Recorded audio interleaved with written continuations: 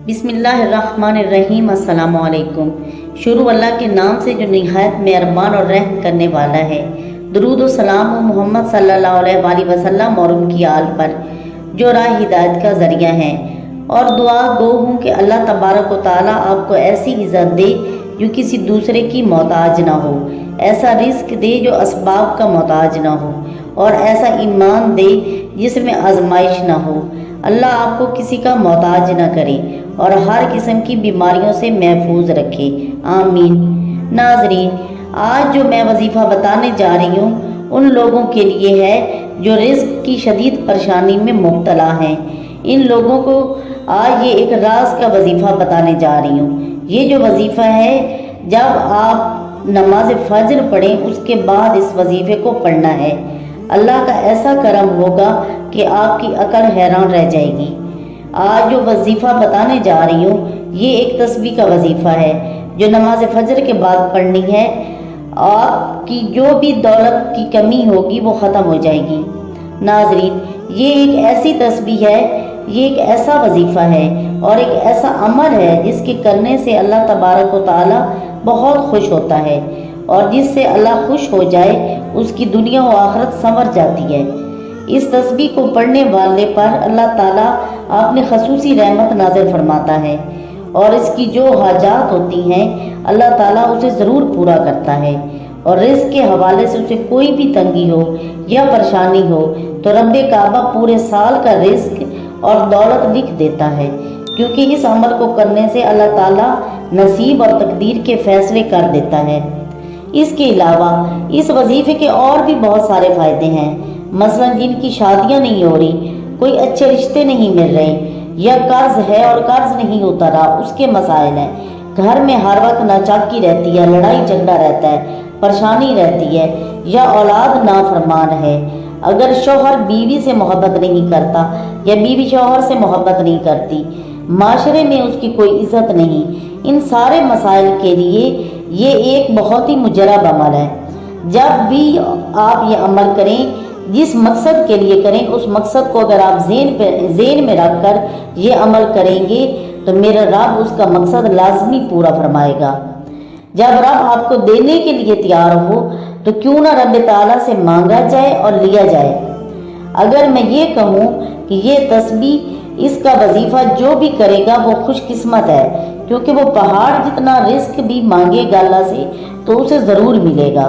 जो अपने घर में बेसकूनी को ख़त्म करना चाहते हैं और घर के हालात को बदलना चाहते हैं, ऐसे लोग ये वजीफ़ा एक बार लाजमी करें। इससे पहले कि हम अपने वजीफ़े की जानिब बढ़ें, अगर आप हमारे चैनल पर नए हैं और चैनल को सब्सक्राइब नहीं किया तो इसको सब्सक्राइब करें और साथ लगे बेल आइकन को लाजमी दबाएं, और अगर वीडियो पसंद आए तो इसको लाइक भी करें और शेयर भी करें। नाज़रीन, ये वजीफ़ा इतना ज़्यादा लंबा नहीं है, सिर्फ 2 नफल और एक तस्बीह और चंद सूरतें हैं जो आपने पढ़नी है। और ये वजीफ़ा किस तरीके से करना है ये आपने अच्छी तरीके से समझ लेना है। ये वजीफ़ा आपकी तमाम परेशानियां और मुश्किलात को ख़त्म कर देता है और हर कदम पर कामयाबी आपका मुकद्दर बन जाती है।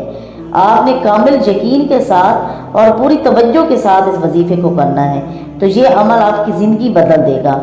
नाज़रीन, कोई भी अमल करना हो इससे पहले 2 रकत नमाज हाजत आप ज़रूर पढ़ें, और नमाज हाजत को पढ़ के अल्लाह ताला के हज़ूर अपनी हाजत पेश करें और खुदा से दुआ मांगें तो आपकी हर दुआ लाजमी कबूल होगी। और ये वजीफ़ा किस तरह करना है, अब इसको आपने अच्छी तरह समझ लेना है।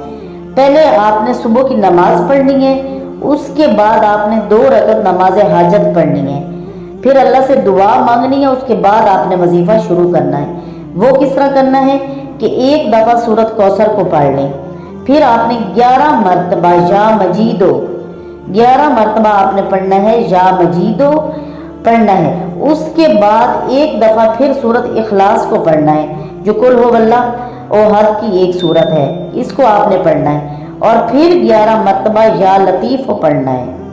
उसके बाद 11 मरतबा या रज़ा को पढ़ना है, और फिर 11 मरतबा या वदूदो पढ़ना है।